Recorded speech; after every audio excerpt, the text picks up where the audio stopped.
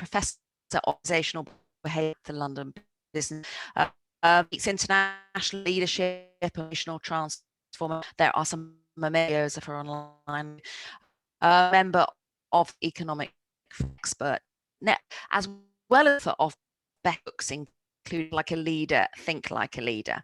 So Herminia is going now, and afterwards she will be taking questions, so do be putting those into the Q&A. And her keynote is entitled Identity and Transition Across Our Working Lives. Thanks, Herminia. Great. Thank you so much, Claudia, and good morning to all of you. It's a real honor to be sharing with you some of my ideas about career change. Excuse me, very much looking forward to this. I'm going to start just by sharing my screen. Pardon me. Okay, here we go. So as Claudia promised, the title of my talk is Identity and Transition Across Our Working Lives. And just to give you a little bit of an overview of the plan is I want to say a few brief words about the trends affecting career change, and in particular, some of the possible influences due to the events of the last year. And then I'm going to talk about some of the key themes that have come out of my work about the process of career change and about the things that one can do to leverage those processes and to have as smooth as possible a career change. I'm going to dip a little bit into some new ideas about differences across our working lives. I'm starting to do some new research about later career stages and how we transition into those, but none of it is very set in stone at this point. And then I'll open up for Q&A. So that's the plan overall. So just to jump right on in, there really have been, since I've started studying this topic, which now has been at least 20 years, there's really been four big forces affecting the extent to which people change careers and what they change towards and what is driving them. And I'm just going to touch on each of them: longevity, technology, work and organizational changes, and also social expectations. And then, of course, over the last year, we've had an additional force, which at least as far as self-reports go. I've done a number of webinars on this in which I have polled people, the coronavirus, the lockdown, the effects on organizations as a result of the pandemic have certainly, at least as far as people report, are prompting people to reflect on their careers and at least leading them to think about making some changes, sadly, in some cases, forcing them to make some changes. And I'm just going to touch on these lightly in terms of background. We know we're living longer. Wonderful work by my colleagues at the London Business School, Linda Grattan and Andrew Scott, on the 100-Year Life have marshaled together a lot of statistics that really show that the way we have traditionally thought about lives and therefore about careers just doesn't work anymore in a world in which we live much longer. So the sequential life of a period of time devoted to learning, then a huge period, long period devoted to working, and then retirement or pausing, that three-stage life just doesn't work anymore.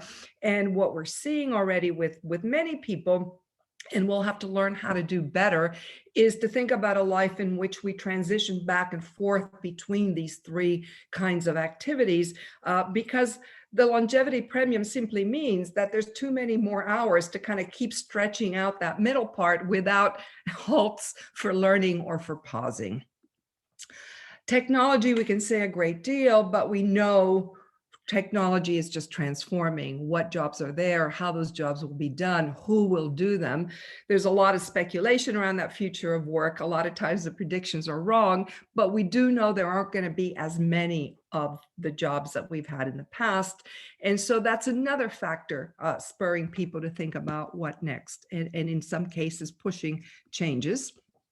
Our corporations, our organizations have been changing for a very long time, and the pressure continues. Pyramids are flattening, structures become leaner. In the corporate world, which is what I tend to study, the pressure to reduce cost in full-time roles has led to a lot of restructuring. If you look at the labor statistics, and the ones I've followed most are the US labor statistics, what we have seen over time is people making more job changes. Now, that doesn't necessarily mean career changes. Those are harder to track, but people are making more job changes over the course of their career, and they're working in their jobs for shorter and shorter stints. Related to that, and I'll say a few more words about this, there's been really across the US and in the UK certainly, and in Europe, an increase in contract and gig work as organizations seek more flexibility. And then, of course, we're starting to see pretty significant unemployment effects in the wake of the pandemic. So all of this is certainly either pushing people into new careers or at least getting them to think about them.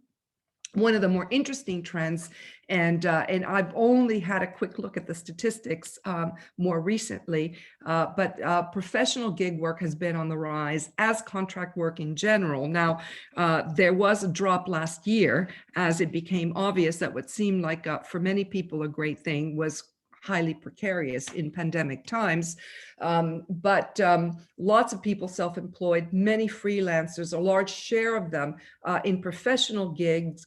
Under 30 has been the most rapidly growing sector, and then followed by the over 60, and I'll come back to that.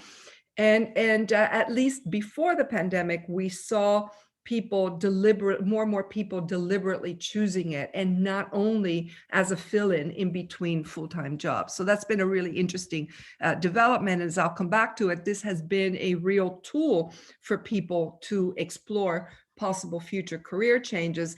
I have a quote here from someone I interviewed who told me, we've shifted from having one job for life to 5 jobs over a career to 5 jobs at the same time. And certainly many of the people that I have been recently interviewing fit that description.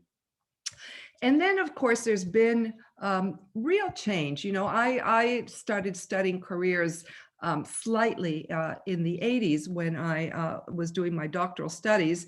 And we have really shifted from a notion of fairly rigid career paths, you know, what's step A, step B, step C, to much more individually tailored sequences and more increasingly more portfolio careers where we do several things at the same time. And behind that, there is a sense that, and I'll show you a little bit of data around that, that it's important to pursue your passions, to do things that you love, to do things that have meaning, to seek balance in your life, to seek well-being. And in fact, you know, for those of us like I who study identity, increasingly sociologically, the definition of the well-functioning adult is a person who is self-authoring with regard to their career. That is, we have that as an expectation. This chart is just, this is not any kind of rigorous research, but I just did recently, a couple of weeks ago, a webinar on the same topic that had a large number of participants, and we got about a 500 response rate across, and I'll show you more of it, across different ages. But in asking people, what are you considering? What's important to you in considering a new career? More meaningful work came out at the top, way at the top, across all age ranges. That was the one thing that was a constant across all ages. And that really fits the research on the importance of the meaning of work and the extent to which people are willing to make trade-offs in order to secure meaningful work. So that seems to be a real driver. So those are the four main forces that I have seen. But together, I want to point out they make for an interesting conundrum.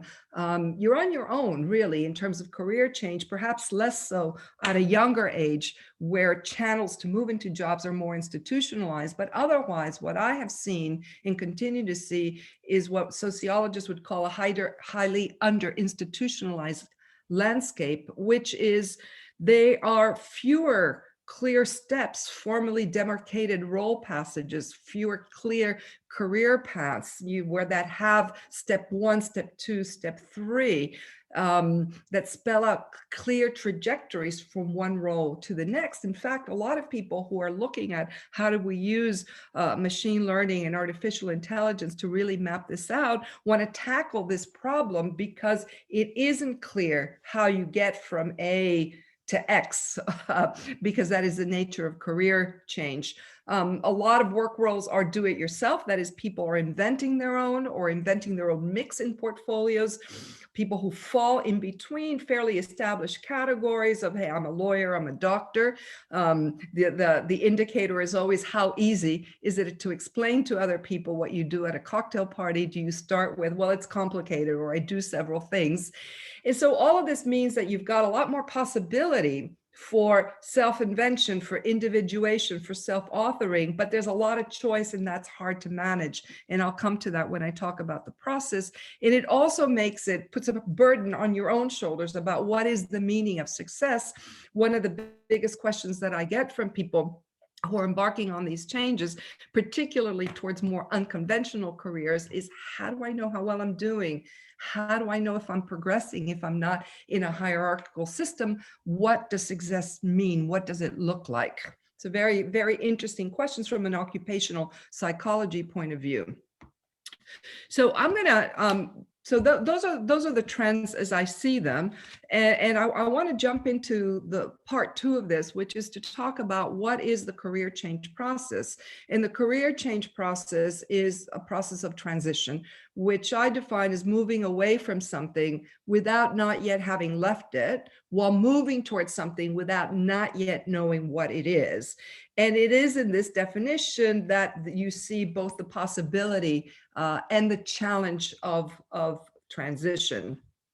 I'm going to talk about it in terms of the stages of it, but what I have found, I've already mentioned the fact that for most people, it's highly under-institutionalized.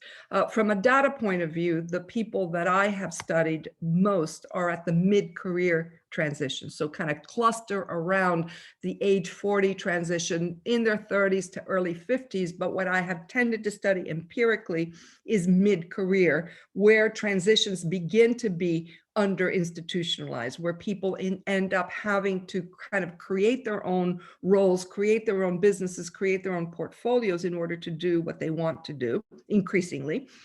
And really the main findings of that research at a kind of a headline level is that the transition process takes a lot longer than people anticipate. And it's harder than they anticipate. It's messy, it's not linear, precisely for all those reasons that I've just described, because it's under-institutionalized. It's not like someone will tell you, study this, get that internship, and and here are the gatekeepers. It's very hard to know what the path is. And in fact, in my work around that mid-career transition, probably the biggest theme overall is that at that point, people can often articulate very, very clearly what it is that they no longer want, what doesn't suit them about what they're doing. But they have a much harder time understanding or identifying what it is that they want to move into instead. And that is precisely what leads the career change process to take longer and to be rather messy and nonlinear, because part of the process is figuring out what is the destination. And that can often be a moving target for people as they start to explore things, discover that's not quite right, have to pivot, have to adapt as they go along. And because it's under-institutionalized, it is not linear. It's not simply a matter of figure out what you want to do and then just map out the steps. So that's the overview of it. And important, at least, I think where my work resonated with people is that I said, this kind of answer-driven plan and implement approach that had been the basis of a lot of work on helping people to figure out who they were and what that meant for their career choices, was not very helpful at the point of this kind of mid-career career change, because people didn't know what the answer was. They knew what the answer was not, but they didn't know. And in fact, what I observed is that people who actually wanted to wait until they were clear on what it was that they wanted actually struggled more and had longer and more difficult career change processes, because it was much more process rather than answer driven. I called it an experiment and learn kind of discovery process, where again, a big part of the work is figuring out what is it that you want to explore, what is it that you might want to move into. And then from there, steps start to arise, but it takes a long time before people, the kinds of people that I studied who were looking to move into something different, were able to actually move into planning and implementing. The bulk of the process was about experimenting and learning what they might do instead. And so I'll just talk a little bit about the phases of this as I saw them. But in the earlier or beginning stages, it's always hard to tell when these things begin, when simmering dissatisfaction. For some people, it's dissatisfaction that simmers slowly on a back burner. For other people, they're pushed out of their jobs. And so it begins in a much more dramatic way. But what I saw was an increasing urgency, sometimes slower, sometimes faster, to move into something different. And the important thing here is that you need both push and pull. That is, it's not enough to find this job aversive or to find this job unsatisfying or lacking meaning. People start to take action when they have a pull, when they have other ideas, other possibilities that might be attractive, that might lead to action steps. And part of the dynamic that I saw is that the network, particularly friends, family, professional peers, tends to favor the status quo, unless, of course, you're pushed into change. I call these the ties that bind and blind, particularly for people who have a good, solid, good CV, name recognition kind of jobs. The reaction when people express dissatisfaction is, but you have a great job, or that's a fantastic company, or it's steady and secure. Why would you? In many cases, really across the board, everyone I studied, they had people close to them say, you must be out of your mind. Again, unless they were pushed. And so part of what that produces is this kind of a sense of, let's just wait and see if something comes up. And lots of people that I studied had this idea of, well, maybe, a headhunter will bring something interesting, or, something's going to happen. There was this feeling of, the clouds part, the hand of God comes down, and something becomes obvious. And that was a very dangerous thing, because oftentimes when that did happen, it was the wrong thing, because the more institutionalized channels bring you back to what you've always done, and people were in this predicament because they didn't want to do that anymore. And so that often was not an avenue. And what I also saw, and I'll come back to this when I talk about the narrative aspect of this and the sense-making aspect, is that jolts and triggers often do play a key role. The death of a friend or a family member, or both positive and negative events that just prompt self-reflection. What do I want? Oftentimes prompt, I'm mortal, I don't have forever. Those can play a key role, but they're inadequate if you actually do not have a pull, a set of ideas, or at least a lead of something you can start to look into. And what I came around to concluding is that really the key motor for getting out of your head and into that experiment and learn process is the notion of possible selves from Hazel Marcus. And that is the idea that identity, and all of my work on this really centers on the idea of identity, working identity, or identity that is based on what we do, but also working identity as a working draft, as something that is a work in progress. But I was very inspired in this, and saw very much reflected in what people told me, the ideas of Hazel Marcus, which is our identity is as much our projections for the future as our past history. And those possible future selves are not just ideals or specific concrete desires. There's lots of those people kind of populating our mind, desired selves, the ought selves, what other people expect us to do, perhaps some ideals, often feared selves. It was very funny to see in my studies how often people had a feared self that was very often somebody about 10 years older than they who got stuck and who didn't make a move and was frustrated and wasn't able to do so anymore. And also lots of possible selves. Actually, every year now in teaching my master's students at the London Business School, I have them do a list of possible selves. So I'm not studying this academically any longer, but I have been tracking it. And it's wonderful. They're divergent. Some of them are just fuzzy ideas. Some are very specific things. But in fact, these possible selves, once we're in that space of what next, these possible selves are the things that really channel our attention and motivate our behavior. And essentially moving out of that early phase of simmering dissatisfaction really requires starting to act on these, whether networking around them or taking on a project around them, but bringing them to life, bringing possible selves to life is the motor for career change in the work that I have done. Now, once you start bringing these possible selves to life, and people often bring to life more than one of them once they get started, there's a bit of a Pandora's box effect. What the heck? Now that I'm upsetting the apple cart, let me try a few different things. You kind of jump into a period of liminality, which is a difficult period for a lot of people. It's exciting for some, it's scary for others, and in some cases, a combination of both. But the issue here is that you're in between. You no longer have a clear identity because you're shifting away into something else and you don't know what it is. And that produces a real sense of being neither here nor there, being unmoored, being unanchored, oscillating between giving this up and moving on and kind of feeling like unstable. One day I want to do this, I'm clear this is what I want to do. The next day I'm feeling a bit more risk averse.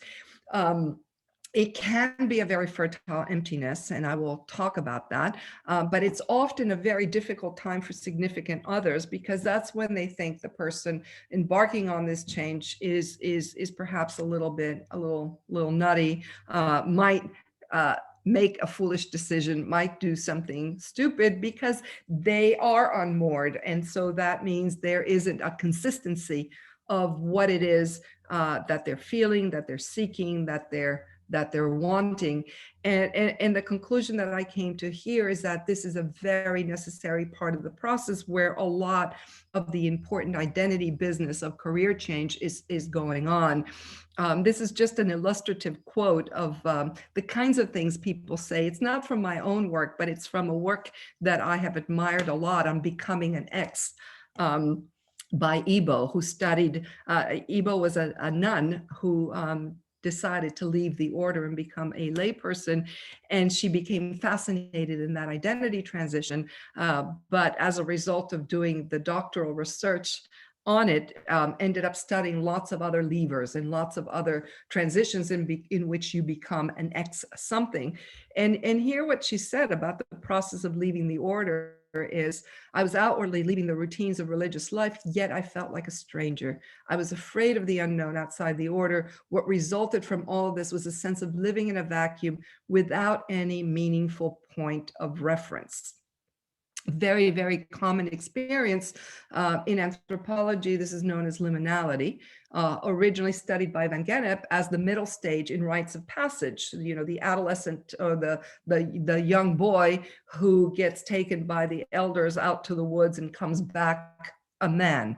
So liminality is the threshold between past and future, and that has been studied in my field on identity dynamics in professional and work life as a psychological state in which a person lacks or loses a self-defining connection to an important social domain, you know, in this case, work, being neither here nor there in terms of identity. And in some of the work that I have done, I've really tried to understand conceptually what is it that's happening here, and what is it that's important for career change that is happening. And the headline really is, it is something to be endured and not foreclosed on, not cut short, because what happens during liminality, between this betwixt and between, which was studied by Turner, a student of Van Gennep's. And it's the idea that because you're in between, none of the rules apply. And so constraints are lifted, and that allows you to be more creative. That allows you to play with more possibilities. And what I saw in my data is that, and again, remember, these are people who are not very clear about what it is that they want to do next. This is not the process of deciding you want to be a doctor and then kind of going through the steps to get into medical school and then into your specialty. This is a very different kind of thing. What happens during this being betwixt and between, in which you lose your sense of identity, you lose your plot, you don't have a clear narrative, your networks are shifting because friends and family are not encouraging you. And this is a context that is conducive to what I call the dual pattern of divergent exploration. That means that you start looking into a range of different possibilities. Even though you may have a favorite, you explore a range of things. You're trying to generate alternatives. And what's wonderful about that is that as you're testing them concretely, there is nothing like actually seeing that in one set of conversations or one context, you seem more engaged and more passionate and more interested. And in another, which might have looked perfect on paper, somehow there's something missing. I'll give you one example from my study. This was someone who was an academic and very much looking to leave the academic life because he wanted to do something much more applied and hands-on. And as he embarked on the process, he was pretty sure that what he was going to do was go and be, this is a business academic, be the COO of a company that he had been consulting to for some time that was in high need of the expertise that he brought and had accumulated as an academic. But in the course of that relationship, which was a consulting relationship, one of the many ways in which we experiment with possibilities, and I'll come back to that, he also was called by a former boss to take part in what was at first a volunteer project. And it was about creating a kind of a venture philanthropy organization. This was some time back when this was still a novel idea. Within the auspices of a consulting firm that he had worked for. And lo and behold, what happened was, as he was doing both of these things, as well as his old academic job, it becomes more clear, as wonderful as this academic job is for him, this is not what I want, because writing is not what I prefer. So it becomes more clear that as great a platform as that might be and as much freedom as he had, these other things are more interesting to him. But in the two very divergent sets of activities, he came to understand that the role he thought he'd favor, the new career in business, was actually not the best thing for him, because he was learning so much more in the context of the volunteer situation, which then ended up leaving to an executive role and position. So divergent exploration allows you to compare and contrast. How do I feel? Is this me? It allows you to try on the possible self much more concretely, and to compare and contrast across those possibilities. That produces that compare and contrast inevitably produces delayed commitment. That is, if things are not clear, if nothing quite fits, then you don't commit. You stay in the process.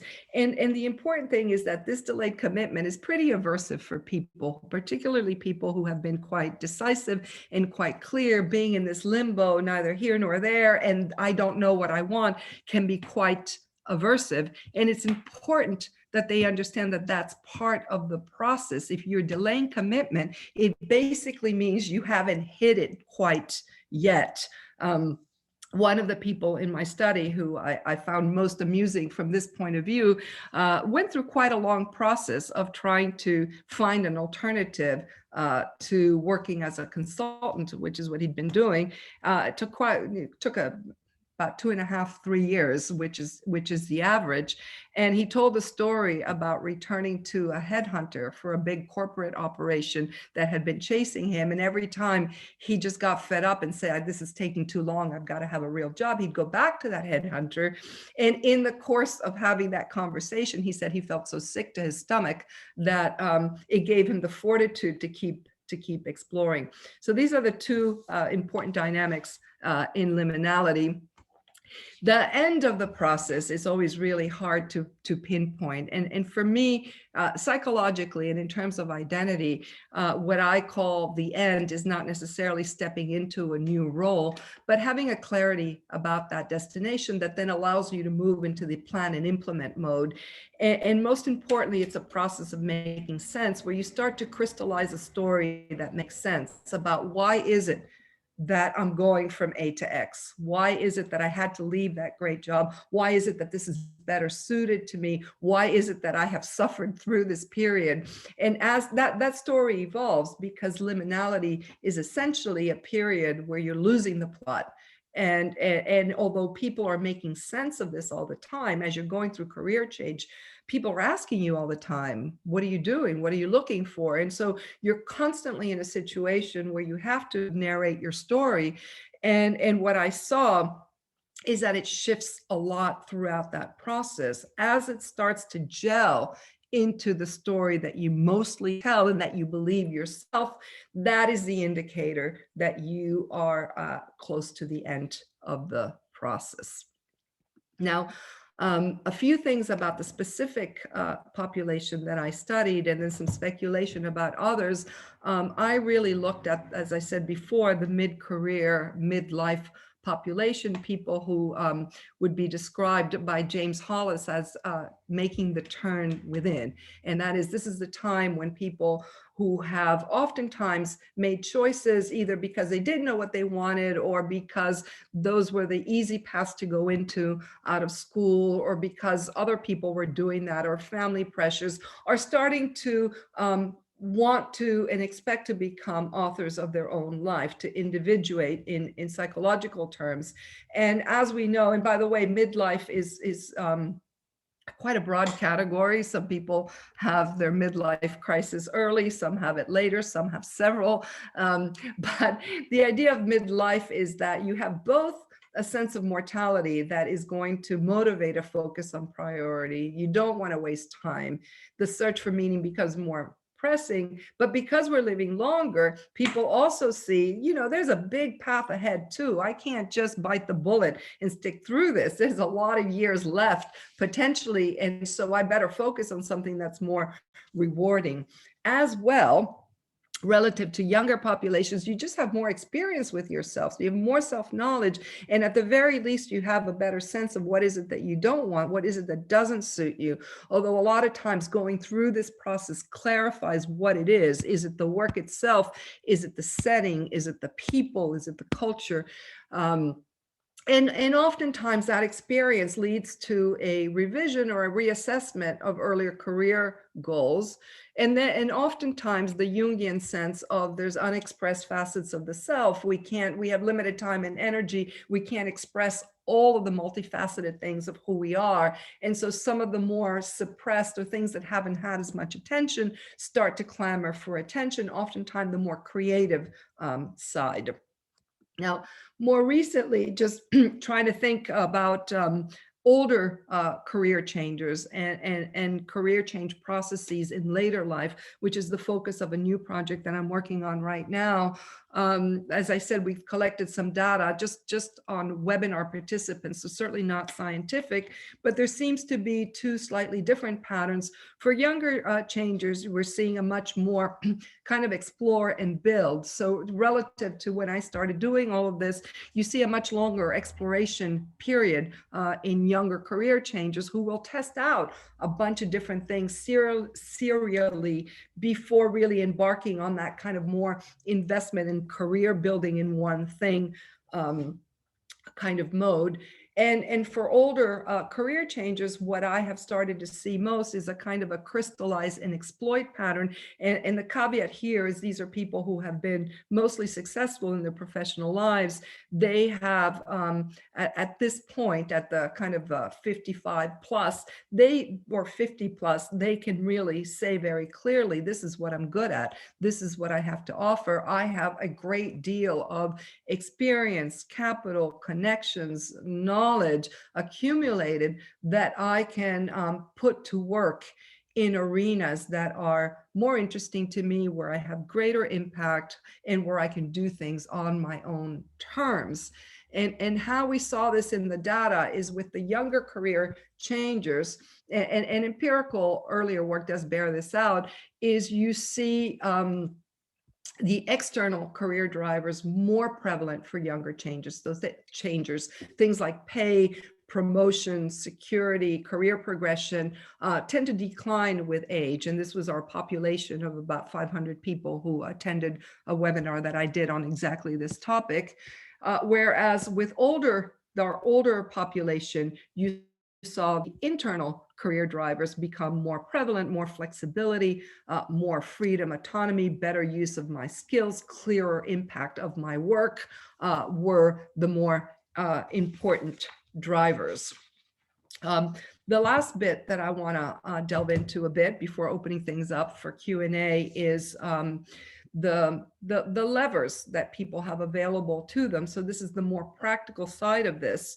I do think, and this is not based on research, but now it's based on the teaching that I have done and the speaking I have done over the years since the original work. I think the process of change is quite similar no matter what age you're at. And I think the levers are very much the same, and that's coming out in the new work that I'm doing. It's interesting to do more systematic work on the drivers and the motivators and how those differ across the lifespan. But I think these levers are also the same ones, and they have to do with what side activities you can take on in order to explore those possible selves, what changes you make to your network, and how you engage in this process of reinventing your story and making sense of it for yourself and others. Experimenting with side projects is the real motor of all of this.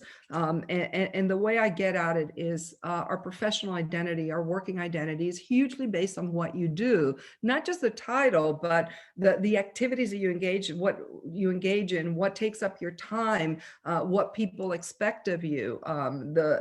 There is so much of who you are that's based on what you do, almost in an Aristotelian way. And so in order to make changes to that, you have to make changes to what it is that you do. And the way people do that very simply is they get involved in projects, whether inside their organization, whether they're oftentimes are temporary projects. They can do it inside, they can do it outside, advisory, freelance, gig work. All of those have been very important tools for people to explore possibilities. And by the way, not just explore possibilities, but also get credentials, get expertise, get information, learn. Usually the biggest question, one of the most frequent questions that I get is, how do I move into something without having any experience in it? And the answer is you can't. A big purpose that these projects serve is that they help you learn and they create experiences that you can put on your CV, and they allow you to acquire the skills that you need to have in order to enter in a more ongoing or permanent way. And so people use boards, professional associations, charity, taking or giving a class, but all of these kinds of things are important ways in which you start building a new possible self, and one that is robust enough to allow you to be funded or hired or what have you. The second key plant I called shifting connections, and that is, it's so much of who who we are is also the company we keep, our group, our professional group, our reference group, our colleagues, our peers who we work with. And for a lot of people, they don't realize the extent to which that really shapes and drives their identity. It's kind of in the background. But in fact, as people embark on the change process, they very quickly see that that the current network is often one that is going to be conservative, that is going to promote staying in the status quo. And so importantly, not just from a how do I get that job, or not just from an instrumental point of view of getting leads and finding out about job opportunities, but very importantly, from an identity formation point of view, you need to shift connections in order to find kindred spirits, other people who are going through a similar search, who kind of validate what you're going through, because your current network will not. Guiding figures, role models, people who have been there, people who can encourage you, who can give advice, new peer groups that allow you to say, oh, okay, what's the measure of success here? What's this evolution going to look like? What might I become?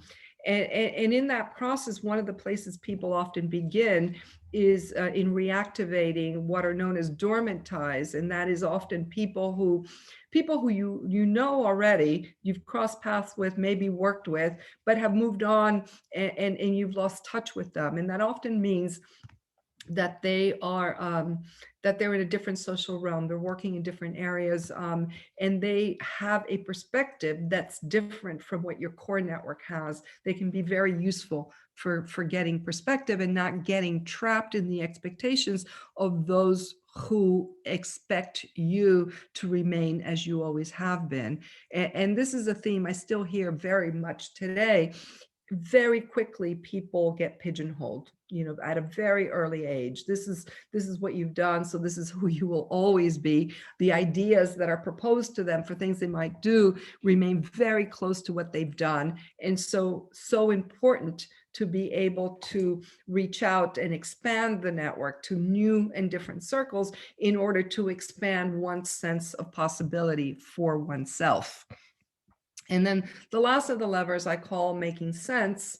And this is based in the idea that identity is also the story you tell about yourself, about the significant events who have made you who you are. And as I said before, part of the challenge of being in transition is that you lose the plot. There isn't a clear story to tell because you don't know what the ending is and whether it's going to be happy or sad. And so through this process, people float a lot of versions of this. They try different stories. They pitch different versions of themselves, often inconsistent, but it has to make sense to you, ultimately, to you and to your audience. Narration is a social act. It's really hard to make sense and to self-reflect in isolation, because the minute you put words around it and you're getting input from others, you see, you even feel in your own gut, does this make sense? Do I believe this story? Is it believable to other people? And so particularly in this very unusual period of a lot of self-isolation and lockdown, one of the bigger pieces of advice I've given to people, yes, self-reflection is critical, but try to do as much of it you can out loud, because it brings you closer to possible selves that make sense for you. It brings you closer to, do I buy this or do I not? So in conclusion, let me just check time. I think I'm pretty much on time and ready for Q&A. In conclusion, what I have learned is that career change is a process, and it's a process of building and trying out new possible selves. The building blocks of identity are the levers. So identity is what you do, the company you keep, and the story that you tell. Those are the main levers that people have available. And to the extent that they engage in those things, they are more likely to make their way through this process, which can be quite difficult. And I'm quite keen to learn more about how motives and drivers might differ across the lifespan. So I'll stop here. Thank you very much. And I'm looking forward to your questions. Thank you so much, Herminia. That was absolutely fascinating. There were so many good things in there. Trying ourselves, I love it. And they're often mentioning in the chat themselves, and somebody very excited actually at the time, which is a nice thing. I wanted to ask you one thing, and I'll just then we'll move to the questions. When you talked about self-reflecting out loud then at the end, did you mean self-reflecting to other people or saying the words out loud to yourself? No, two other people. Right, to others. Yeah, so yes. trying to make narrative to other people. So a fantastic conference, and it's now for some really interesting things come. This is an interesting one from who says you manage people who aids to the ID market career path existing may not. Claudia, I mean, that excuse me for interrupting you, but you're cutting off and I can't understand anything that you're saying. Oh no. Yeah. Oh no.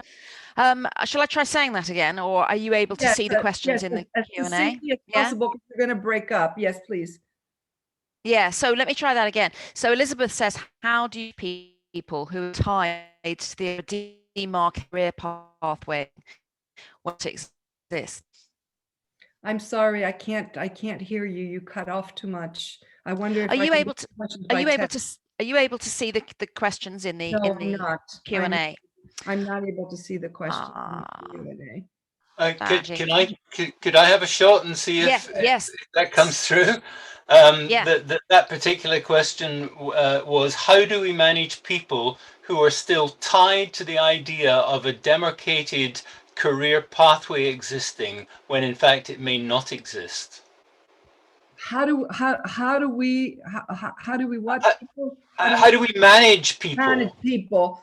Well, you can't really, Ian. I think everybody kind of has to come around to their own. I mean, you can tell them that, and you can demonstrate it by pointing to other people. But I think people have to experience their own urgency for being more self-authoring with regard to their own career. And I think there is a limit to which you can actually create that urgency for others. When I first started doing this work, I remember being surprised that some of my colleagues in business organizations would have me come and speak about it in their companies, because it's so much about, how do you leave and go do something else. But the rationale was always, we actually need people to understand that they need to manage their careers actively. And this has been, something we've been saying for very many years. And so you can expose them to the idea. You can say, this is okay. You can say, you better do it because things are precarious. And I think part of what's happened with the pandemic is that a lot more people have realized the precarity of the situation in which they find themselves, and that risk is not always about taking the leap. Risk is also about staying in something that is not feasible over the longer term. But that's about it. That's all you can do. So what I've done is I turned off my video in the hope that allows you to hear me. Perfect. Hooray, I'll do that for a while. Here's a good one. We've got not long left, but I like this from Fiona. This career process sounds like my divorce process. Do you have any thoughts on that? Are there Yes. It is. It's actually quite similar. There was a very interesting book about divorce called Uncoupling from, 20, 30 years back. And I remember reading it and seeing that what a parallel there was between the process of uncoupling in personal relationships leading to divorce and the process of leaving one's organization or occupation or profession. And it is exactly a process that unfolds slowly, with people taking one step forward, two steps back, with a lot of ambivalence, with a lot of oscillating between wanting to move on and wanting to let go. And so absolutely, there's a lot of parallels there. Well, thank you so much. This has been an absolutely fascinating talk, and there's loads of lovely comments through saying how fascinating it has been. We are out of time. So thank you so much to Professor Herminia Ibarra. And that was a fantastic start to the day. Do join me, everybody, for the next session, which starts in 1 minute's time, where we're going to hear one of the first of our personal stories for the day. See you in a moment. Thank you so much, Claudia. Thank you, everyone. Bye. Bye-bye.